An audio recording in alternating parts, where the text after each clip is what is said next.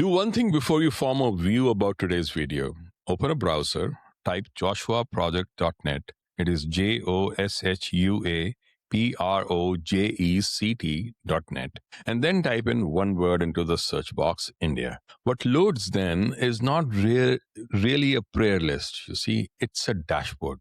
It consists of caste, tribe, language, region, population, percentage Christian, percentage evangelical, progress scale, frontier status, and the last column that reads right out of a war room, workers needed. Community after community has been scored and ranked. The Dravid of Tamil Nadu, Adharmi of Punjab, tribal belts with bastis, the villages where tar road ends, and the state has never really shown up to do anything worthwhile. Their wounds, which are real and both manufactured, entered into that database and have been scored for how easily they can be exploited. Theology should not really lead you to a workers' quota, right? And charity should never rank a village half a planet away by how easy is it to manipulate it. What we are really looking at is a targeting software. I am Desh Kapoor and this is Drishtikone. Let me be very clear at the start. If a man in a Telangana village walks towards another god, that is his life. And the public allows him complete freedom to do so, especially India. And it always has been like that. India is the only country where no Jew ever faced anti-Semitism. Diday Emet. In a world where anti-Semitism is rising, India stands out. A civilization where Jews were never persecuted by the state, only welcomed. We don't forget that too. Thank you, India. Where Buddha became an avatar and the Sikh gurus were revered as enlightened beings. Diversity of spiritual ideas was never a problem here. The problem begins with extreme exclusivity that fuels genocides.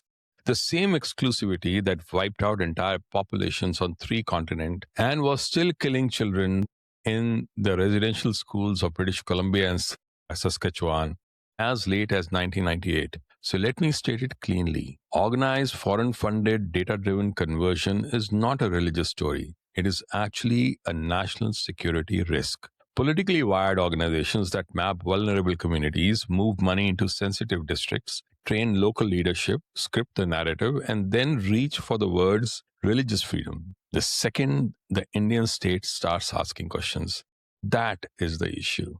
We move through 4 steps right now: the map, the money, the Western state machinery that made it respectable, and the long history where church, mission, and intelligence quietly overlaps. I want to start with the most unlikely source, not really a nationalist website, not a Delhi think tank, but Tehelka. It was an aggressive left publication that built its name hunting the Indian right, which is exactly why its investigation is really interesting. When a magazine that was a poster child of the Indian leftist journalism spends months inside American evangelical operations in India and concludes the country is facing a strategic foreign-backed conversion machine, you have no option but to sit up. And they did it in 13. The reporter was V.K. Shashikumar. What he described was the dark underbelly of the American evangelism. Well-funded, superbly networked, and in his own framing, backed by the highest office in the land, with India marked as a strategic target.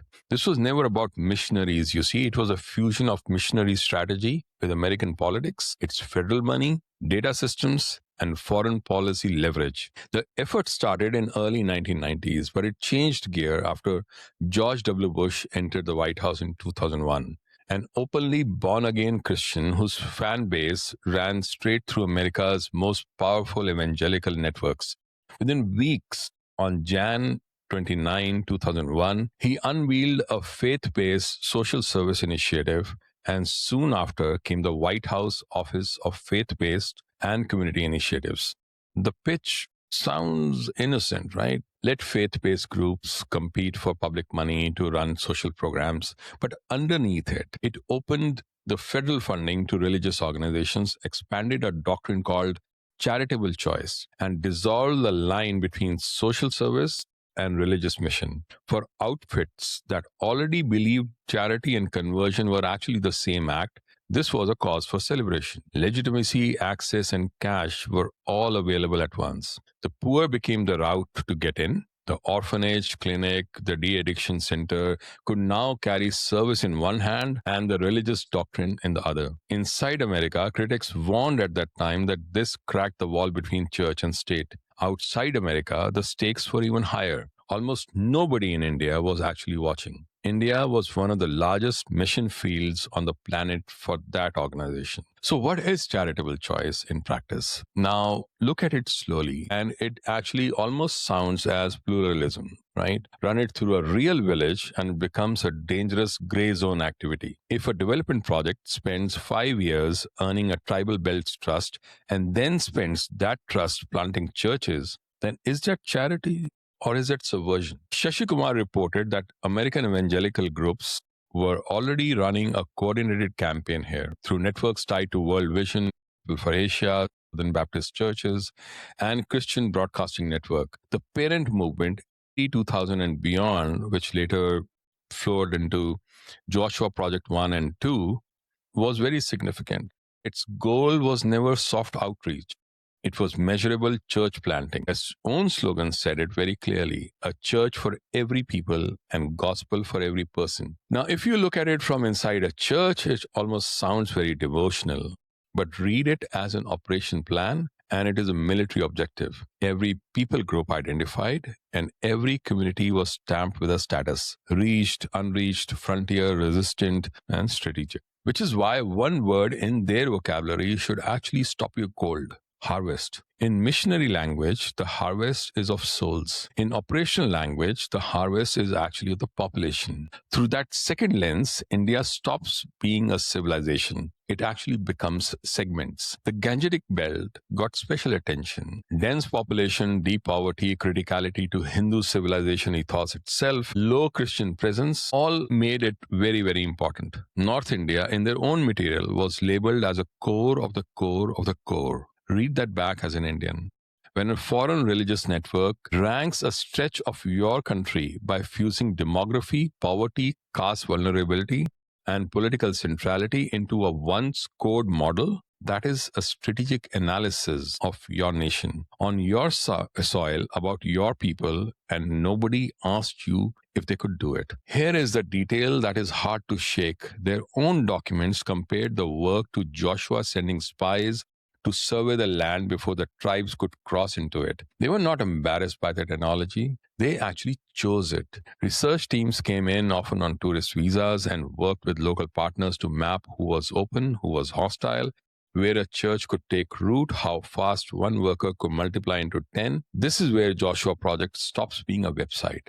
The website is a shop window, you see. The real thing is a data engine that was behind it. And Tehelka argued something that should have kept the Indian Home Ministry awake all these years. The ethno-linguistic profiling these networks had assembled may have exceeded in usable operational form what the government of India itself held. A foreign religious network may understand your own social terrain better than your own state does. Not because it loves your people more, because precision actually serves their purpose, their mission, and conversions. Now, the piece that turned my suspicion into a real chill was their mention of PIN code. To you and me, a PIN code is a convenience or a zip code in the US. To a strategist, it's a grid. They use PIN code mapping to organize workers, route literature, and schedule church planting. Every area was coded. Every worker was pinned to a spot. Every seeker was routed to the nearest evangelist. Then Tehelka records one small story that brings it all home. Two men from Kerala wrote to a Christian organization in the United States for help. Not long after, a local pastor from their own town got in touch. He lived barely a kilometer away. When they met him, he was holding a copy of the very letter they had mailed to America. How did a contact in the US know which local pastor to actually switch on? The pastor showed them a directory of evangelicals across India, with family photographs, full details, arranged by PIN code. We are looking at a dispatch system, not a charity. A citizen sends a request to an agency in America. It is routed to a small town. The town identifies the closest worker. The worker appears at the doorstep. This is really a command structure. in military terms, and the Joshua Project map is the interface that makes it work. Now, put the decades old investigation next to a case from right now. The Timothy Initiative case. It is being adjudicated in the Indian courts where the details are damning. National security does not wait for a final judgment. It needs to be looked at very carefully. An American national, Mika Mark, was reportedly stopped at Bengaluru airport after the Enforcement Directorate issued a lookout circular. Investigators said he was carrying 24 foreign debit cards issued by Truist Bank in the United States. Not in his name, not in the name of any registered Indian organization, but in one generic Indian name across every card, Santosh Kumar. That thread pulled open something even bigger. More than 1,000 foreign debit cards spread across India were found. They were coded by region, Northeast 1, Northeast 2, Southern Region 1, Southern Region 2. Somebody had cut India into operational zones and provisioned cash into each one of them. Does the detailed mapping by Joshua Project now make sense? The Timothy Initiative is a church planting body which is headquartered in Raleigh, North Carolina. The alleged figure drawn through these cards was roughly 95 crore rupees, close to $10 million, moved into India in just the last 6 months, not through registered FCRA accounts, not through any declared channel, through foreign debit cards and endless ATM withdrawals. 10,000 rupees at a shot over and over again. And if they were caught, they could argue that it was not a paperwork violation. Well, it wasn't. But make no mistake, it's a covert cash architecture. And the geography was the real giveaway. The withdrawals were being done in Dhamtari, Bastar, Maoist hit districts, tribal belts, parts of Assam, and Bastar and Dhamtari sit inside the raw map, the center of the left-wing extremism, where the Indian state has spent decades fighting insurgency and trying to stop a parallel authority from setting up shop and killing the Indian paramilitary forces. Lay the two side by side, the Joshua Project style mapping and the frontier inked in red, and the foreign cash routed into those tribal and insurgency hit areas. One shows where the work is to be done, the other actually gets it done by paying through the ATMs. How did a foreign network bypass international watchdogs to funnel millions of dollars into India? Normally, cross-border wire transfers to NGOs are heavily monitored by strict foreign contribution laws. Take the 95 Core network run by the US-based Timothy Initiative, which is now triggering probes into local partners like ECGM. When they attempted to send digital wire transfers across international banking gateways, the funds would hit a massive regulatory firewall and get blocked. So, if a foreign entity can't digitally wire money to restricted local groups, how do they physically move massive amounts of wealth across a border? Instead of moving the money digitally, they moved the access keys physically. Over 1,000 physical debit cards, issued by American banks like Truist, were smuggled across the border. Once inside, operatives for local missions took these smuggled American debit cards directly to standard, everyday Indian ATMs. Because the ATM simply reads the foreign card and communicates with the US bank to dispense local currency, the cash materializes inside the country. It completely bypasses the digital foreign contribution watchdogs. So what about that massive 95 Core network funding local partners like ECGM?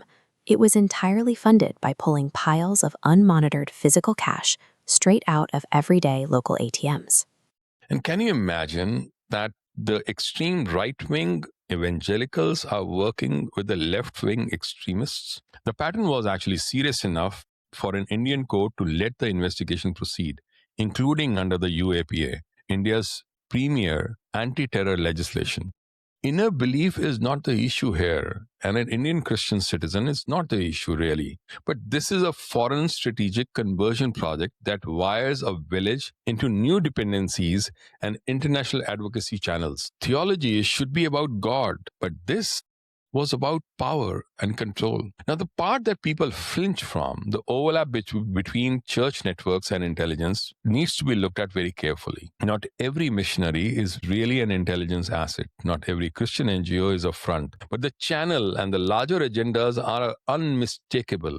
and history has proven it again and again. The documented spine actually starts from 1975 Church Committee. The Senate Select Committee on Intelligence found that CIA had covert operational relationships involving the direct use of 21 American clergies or missionaries. 1976, incoming CIA Director George H.W. Bush, who was later the president, announced the agency would stop building secret contractual relationships with clergy and missionaries and stop using church groups as funding cutouts. Well, that was implied. But the real door was left open. The agencies could still take information volunteered by clergy. And in 1996, Director John Dosh testified the ban could be waived for, in his phrase, unique and special threats to national security. Now, that one sentence actually set off a lot of protests from churches because they understood the trap. The moment missionaries are seen as assets, every missionary becomes a suspect. Intelligence services found these networks very attractive for very good reason. Missionaries can go where diplomats cannot. They learn languages, live in remote villages and valleys for years, and read tribal dynamics, land disputes, and the fault line. And nobody actually understands better than them. That is a human terrain which is very difficult to photograph from satellites or understand from forensics. The clearest case study is of Wycliffe Bible Translators and its sister body, the Summer Institute of Linguistics.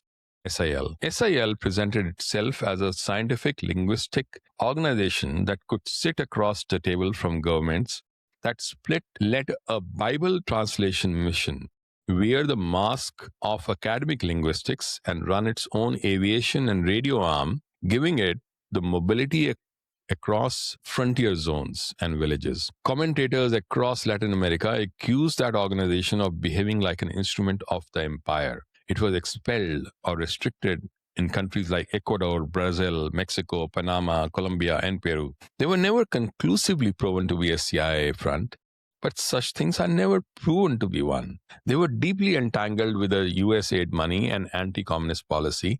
Colby and Dennett, in their book titled Die Will Be Done, and then David Stahl, who has more carefully discussed in Fishers of Men or Founders of Empire, exactly these things. Thailand shows that the same actors were converging there as well. Through the Cold War, the Chiang Mai Tribal Research Center became the hub for counterinsurgency knowledge, with anthropologists, missionaries, and USAID money in the ecosystem.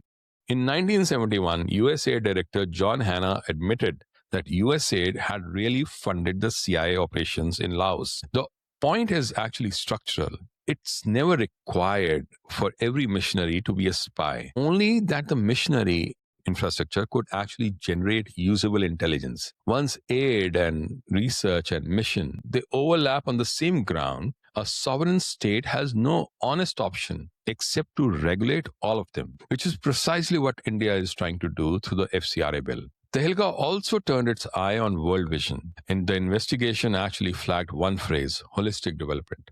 It sounds warm and fuzzy, but inside the missionary ecosystems, it actually means development plus spiritual formation, Bible schools, pastor training, running alongside water, health, and education system. Now, that is the ambiguity India has had to face. If a foreign-funded program builds dependence in a tribal belt, then leans on that relationship to grow church networks, is it really development, evangelism, or influence? It can be all three at once. A village gets a service, a worker earns trust, the local church becomes a new institutional node, the grievance gets reframed and the identity gets redirected, and the donor stays completely invisible. But the advocacy network waits for the day the state starts asking the questions. That is how the influence works. 1,000 small dependencies in very different organizations put together. Which brings the fourth layer, the narrative whip. The moment India tightens its foreign funding rules, an advocacy body in London or a senator sitting in Washington, D.C. declares India is attacking religious liberty. A report ranks India on the religious freedom. A hearing is convened, diplomatic pressure begins, and none of it is ever accidental.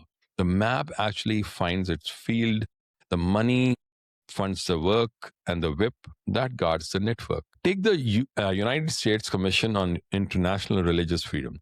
a federal body created by the US Congress to make foreign policy recommendations to the president and the Secretary of State. When a body like that repeatedly recommends pressure on India, the language of religious freedom becomes foreign policy leverage. Sovereignty is not persecution. Transparency is also not persecution. Investigating operations is not persecution. All that is actually national security. Now, the deepest layer, there is a pyramid inside the Christian national politics of the evangelicals. It is never printed or claimed or discussed, but everybody inside knows it. At the top of the pyramid are the white American Christians, the default, the real America, as they put it. But below them are the Christian Americans of the other ethnicities. They are accepted on some approval, but made to keep proving their worth. And below them are non-Christian Americans, which are tolerated but not really trusted. At the bottom are the foreigners, outsiders by default and always blamed. And the worldview is shaped by that pyramid, and that worldview actually looks at India. It does not see a civilization equal in dignity. It sees a mission field. Hindus are seen as incomplete, incomplete living traditions as their darkness. Poverty is seen as opportunity.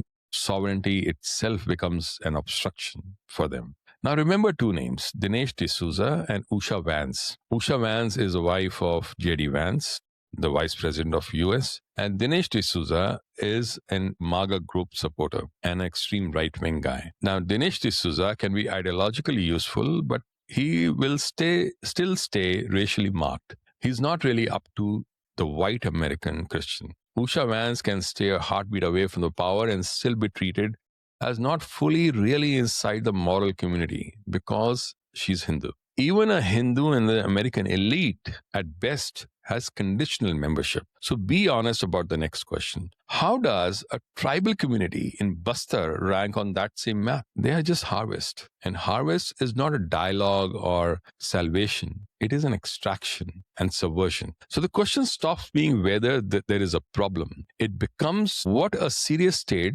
actually does about it. First, enforce FCRA with precision. Every foreign rupee entering religious, social, educational, health, and tribal ecosystems has to be traceable all the way down. Second, and this is important, separate patriotic Indian Christians from foreign conversion networks. Indian Christians are citizens. They have built this country, bled for it, and belong to it, and they must never be scapegoated for what the foreign-funded operators actually do in India. Confusing the two is a strategic gift handed to the very networks we have just discussed. And third, regulate the data extraction. No foreign organization should be free to assemble granular people group intelligence on vulnerable communities without scrutiny. Ethnographic mapping loses its innocence the moment it is tied to a conversion target. And fourth, build India's own vulnerability map for the opposite purpose. Map caste exclusions, tribal issues, education and health gaps, land conflict, and districts where state legitimacy has worn thin. Then do one thing the harvesters will never do. Map it to repair and how to make things better, not to harvest the way the evangelicals do. And fifth, build a narrative capacity. When India regulates foreign money, it must explain the security logic to the world confidently, not on the back foot. Freedom of conscience should be protected. Covert influence networks are not to be protected. And charity should be honored. But cash pipelines hidden from law, they don't deserve protection. So go back to where we started, the joshuaproject.net. Type India, and then thousands of people groups, a civilization which is divided into different pieces, red marks, and progress scales and worker estimates. That is all available. Behind that clean interface actually sits the real question. Who gets to define India's vulnerable communities itself? Are Dalits merely unreached people groups? Are tribals merely frontier people? Are the oldest wounds of India merely mission opportunities? That is a moral obscenity at the center of this architecture. The issue is not the study of India. India should study itself far more deeply than anyone ever should. The issue is a purpose. When communities are mapped for conversion, vulnerabilities become opportunities. Social fractures actually become the entry point, and hardships of those people actually become a channel for influence and control. So India has to be very clear and straightforward. Private conversion out of a person's own wisdom is just fine. But organized, foreign funded, data driven conversion in vulnerable geographies is actually a national security risk. And the deepest failure, the one that should haunt every planner in Delhi, is this: foreign networks understood India's forgotten people better than India did.